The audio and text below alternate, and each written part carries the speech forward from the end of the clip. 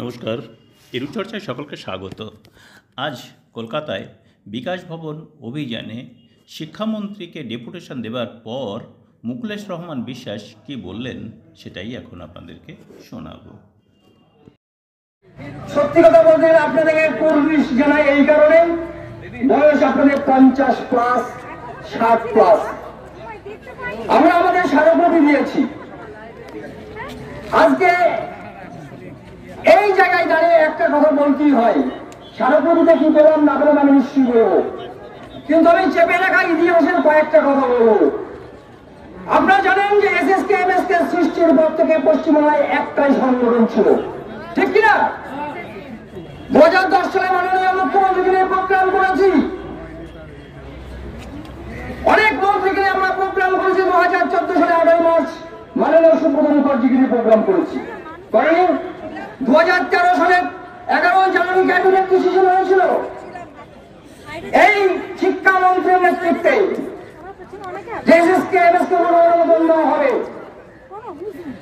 হয়নি। 2015 সালে এই এসএসকে এমএসকে অনুমোদন দেওয়ার জন্য ফাইল রেডি হয়ে আছে ওই মধ্যশিক্ষা পর্ষদ পার্ক স্ট্রিট অফিসে, অনুমোদন দেওয়া হয়নি। 2017 সালে 5 মে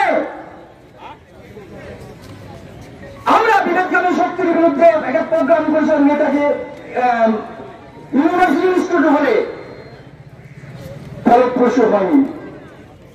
11-12-2018 সালে তদানীন্তন শিক্ষামন্ত্রী পার্থবাবুর সঙ্গে 1 ঘন্টা 55 মিনিট আমাদের বৈঠক হয়েছিল।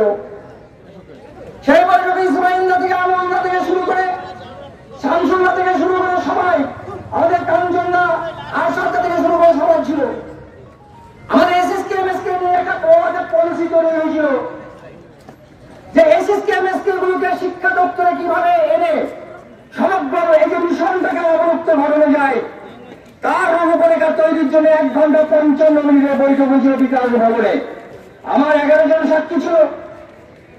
সেই মিটিং এর সিদ্ধান্ত হয় যে সমস্ত স্কুলকে প্রাইমারি বোর্ড এবং সেকেন্ডারি বোর্ডের অধীনে অনুমোদন দেওয়া হবে, আর মিশন নামক যে বস্তুটা টিং টিং করে চলছে সেটাকে অবলুপ্ত করা হবে। আরেকটি সিদ্ধান্ত হয়েছিল কি, এই শিক্ষকগুলোকে 60-65 অপশন দিয়ে ক্রমান্বয়ে ধাপে ধাপে পার্মানেন্ট বা স্থায়ীকরণে কাজ করানো হবে। আপনারা নিশ্চয়ই জানেন এই কর্মসূচি যখন নেওয়া হয়, পলিসি যখন নেওয়া হয়, তখন মাননীয় শিক্ষামন্ত্রীর সঙ্গে আমাদের যে বৈঠক হয়েছিল আমরা সেটা সহমত পোষণ করেছিলাম যে এসএসকে এমএসকে টোটাল শিক্ষা দপ্তর দেশে মূল ফেলে নিয়ে আসার যে কাজটা, সেই ব্যাপারে কিন্তু আমাদের কোন দ্বন্দ্ব ছিল না, আমরা সকলেই সহমত পোষণ করেছিলাম। এবং এটাও ছিল যে আমরা এসএসকে এমএসকে শিক্ষকরা যে রাজনীতি করে না কেন, মাননীয় পশ্চিমবঙ্গের যে মুখ্যমন্ত্রী আছে মাননীয় মুখ্যমন্ত্রী শেষ কথা বলেন, তাই মাননীয় শিক্ষামন্ত্রীর কাছে একটা আমরা প্রেয়ার দিয়েছিলাম যে এসএসকে এমএসকে সুপারভাইজার বা আনুষ্ঠানিক যারা আছে তাদেরকে নিয়ে একটা নেতাজি ইন্ডোর স্টেডিয়ামে একটা প্রোগ্রাম করা হোক। মাননীয় শিক্ষামন্ত্রীর কাছে একটা, মাননীয় মুখ্যমন্ত্রীর একটা ধারণা আছে যে সারা পশ্চিমবঙ্গের এসএসকে এমএসকে শিক্ষক মানে এরা আছে বামপন্থী, এরা মানে গভর্নমেন্টপন্থী নয়।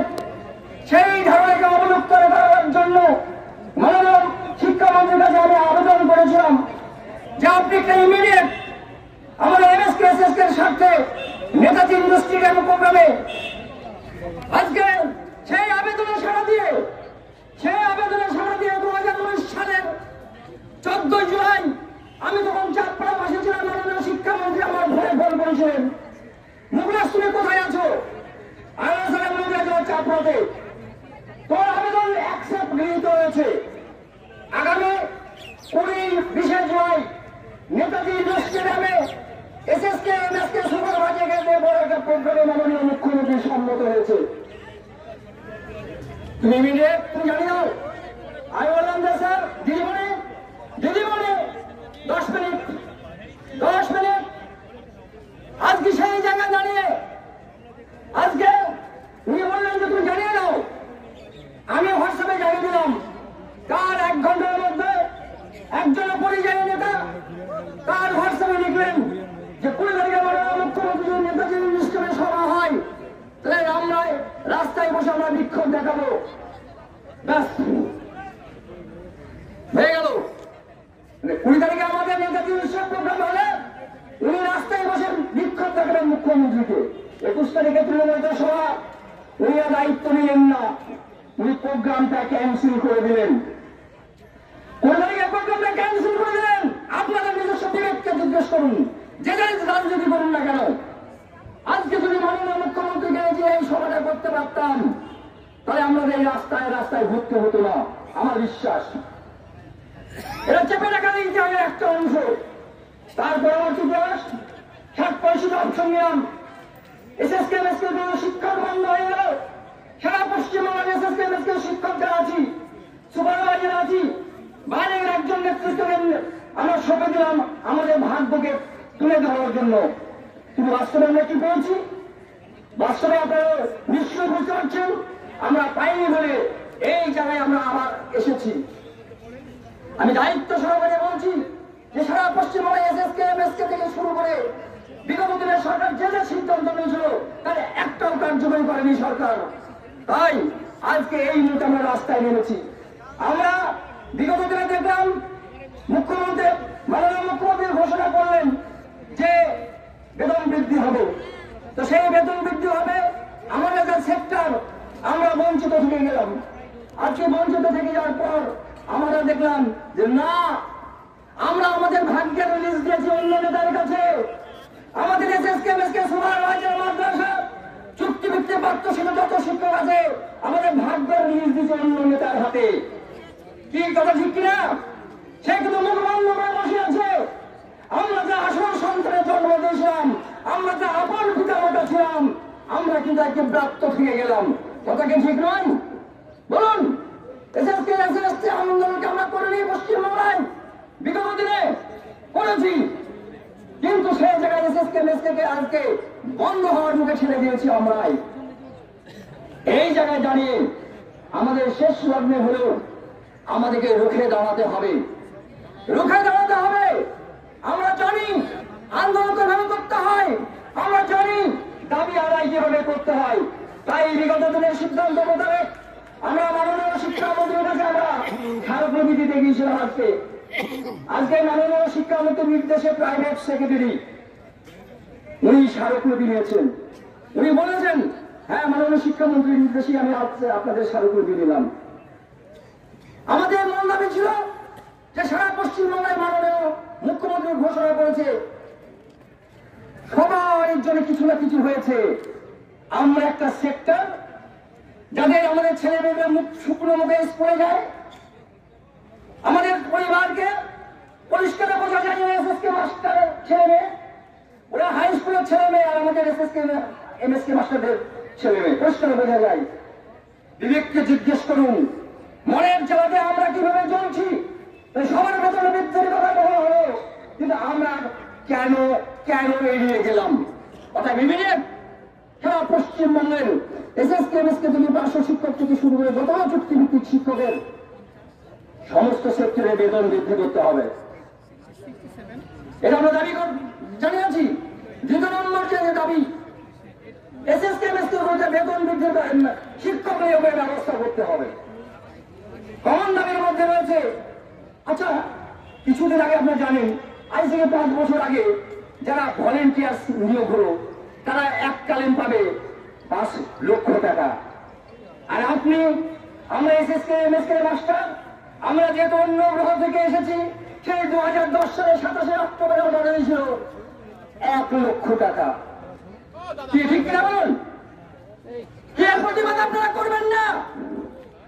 প্রতিবাদের জন্য কি ভাষা হারিয়ে ফেলেছেন আপনারা? আমরা মানি না 5 লক্ষ টাকা সময়ের জন্য মাননীয় মুখ্যমন্ত্রী ঘোষণা করতে হবে। এটা নিয়ে কোন রকম কম্প্রোমাইজ নাই। আর একটি বিষয় আপনারা নিশ্চয়ই জানেন যে মাননীয় মুখ্যমন্ত্রী অনেক কিছু দিয়েছেন, সবই তো লক্ষ্মীর ভান্ডার, অনেক কিছু দিয়েছেন। আজকে এসএসকে মাস্টার সুপারভাইজার টাকা টিচার দেওয়া যাবে। কালকে কি করবেন? রিটায়ারমেন্ট করার 1 মাস আগে থেকে তার ওজন কমতে শুরু করে, যে আমি আগামী দিনে কি খাবো, আমার পরিবার হাতে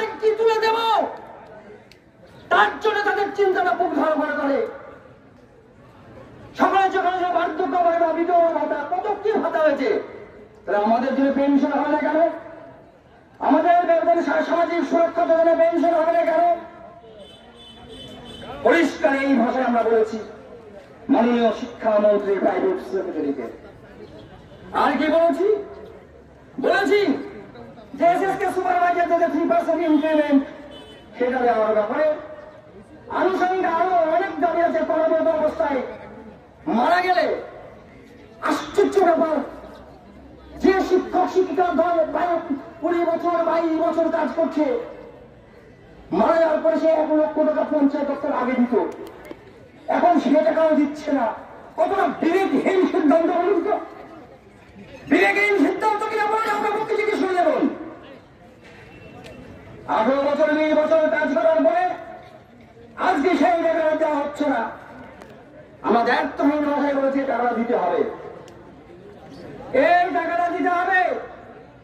এসএসকে এমএসকে তে শিক্ষকরাই আজকে অনেক ভলেন্টিয়ার শিক্ষক দিয়ে আমরা চালাই, সেখানে শিক্ষক নিয়োগের ব্যবস্থা করতে হবে। সারা পশ্চিমবঙ্গের সমস্ত সেক্টরের কথা ভাবতে হবে। উনি কথা দিয়েছেন যে মাননীয় শিক্ষামন্ত্রীর কথা মোতাবেক আজকের আমি এই স্মারকলিপিটা গ্রহণ করেছি।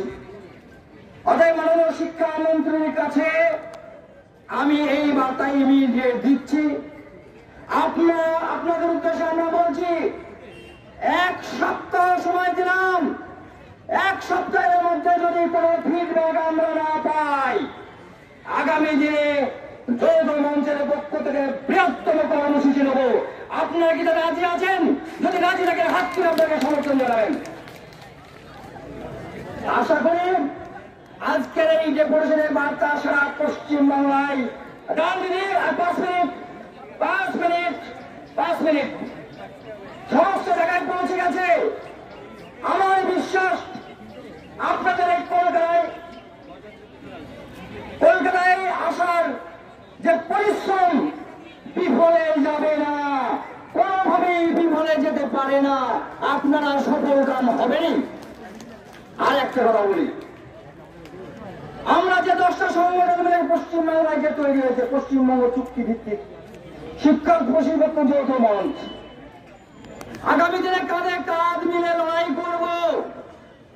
এই অনুমোদনটা কি আপনারা দিচ্ছেন? সবাই মিলে কাঁধে কাঁধ মিলে লড়াই করব। যতক্ষণ পর্যন্ত আমাদের দাবিটা পূরণ না হবে ততদিন পর্যন্ত কিন্তু আমরা রাস্তার আন্দোলনে থাকবো, এটা নিয়ে কোন সন্দেহ থাকতে পারে না। আমরা কোনোভাবেই একটা জিনিস মাথায় রাখবেন, এসএসকে সুপারভাইজার পার্শ্ব শিক্ষক যারা আছেন, শিক্ষক শিক্ষিকা, আমাদের অদম্য যে 5 লক্ষ টাকা গ্র্যাচুইটি, পেনশন ব্যবস্থা, বেতন বৃদ্ধির মতো 3টি দাবি না হওয়া পর্যন্ত প্রয়োজনে রমজান মাসে রোজা মাসে আমাদের আন্দোলন চলবে কিনা বলুন? আপনার হাত তুলে সমর্থন জানান। আমরা মাননীয় মুখ্যমন্ত্রীর কাছে একটা বার্তা দিতে চাইছি যে মাননীয় মুখ্যমন্ত্রী, আপনাকে অনেকে ভালোবাসেন, আপনি হয়তো জানেন না, অনেকেই ভালোবাসেন, কিন্তু এই হৃদয় বিতরক ঘটনা ঘটেছে। এসএসকে এমএসকে পার্শ্ব শিক্ষক যারা চুক্তিভিত্তিক শিক্ষক বন্ধু আছে, আমাদের মনের যে ব্যথা, মনের যে দাবি অন্তত মনের কাছে পৌঁছাক। আপনি রাত্রিতে শুয়ে ভাববেন যে আপনার রাজত্বে আমরা বাস করছি। আপনি একটা ছেলের জন্য তৈরি করে দিয়েছেন 7তলা অট্টালিকা, এসি আছে, আর একটা ছেলের জন্য তৈরি করেছেন একটা কুড়ি ঘর, যেখানে 2টো শুকনো রুটি আছে। কি ঠিক না বলুন? এটা আপনি ভাববেন, এরা ভাবতে অনুরোধ করলাম, আপনাকে যে গণজোরে অনুরোধ করছি, এই অসহায় শিক্ষকদের কথা আপনি ভাববেন। এই অসহায় শিক্ষকদের কথা ভাবার জন্য আমরা বলছি, আপনারা তাকে নিশ্চয়ই সাড়া দেবো যদি আমাদের দাবি দেওয়া আগামী দিনে পূর্ণ হয়। তাই আজকে আলটিমেট দিলাম, 1 সপ্তাহের মধ্যে যদি আমরা ফিডব্যাক পাই ভালো, নাহলে আমরা যৌথ মঞ্চের পক্ষ থেকে বসে আবার আগামী দিনে বৃহত্তম কর্মসূচি নেব।